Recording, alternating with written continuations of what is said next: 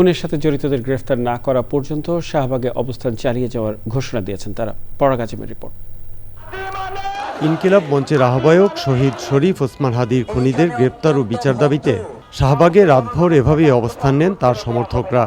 শুক্রবার জুমার নামাজের পর থেকেই শাহবাগ মোড়ে অবস্থান নেন ইনকিলাব মঞ্চের নেতাকর্মীরা। পরে অবস্থান ও বিক্ষোভে অংশ নেন বিভিন্ন শ্রেণী পেশার মানুষ। কনকনে শীত উপেক্ষা করে রাতে যারা অবস্থান কর্মসূচিতে সামিল হন তাদের মাঝে কম্বল বিতরণ করা হয়। বিচার চাইতে সেখানে আসেন অনেক নারীও। আমার ভাইয়ের বিচারের জন্য আমরা এই যে সন্তান নিয়ে রাস্তায় দাঁড়ায় আছি। আমরা সবাই হাদির মৃত্যুতে শোকাহত। একজন শহীদের খুনির বিচার আমরা চাই, ঠিক আছে? হাদি আমাদের সকলের স্বাধীনতা এবং সার্বভৌমত্ব রক্ষা কিভাবে করতে হয় এটা হাদি দেখিয়ে গেছেন। তার এই ন্যায্য বিচার, যে বিচারের দাবি, এটা আমার আপনার সকলের। তো এই দাবির সাথে একত্রতা পোষণ করে আমি এই মধ্যরাতে আমার মামা আরও সহপরিবারে আমরা আসছি।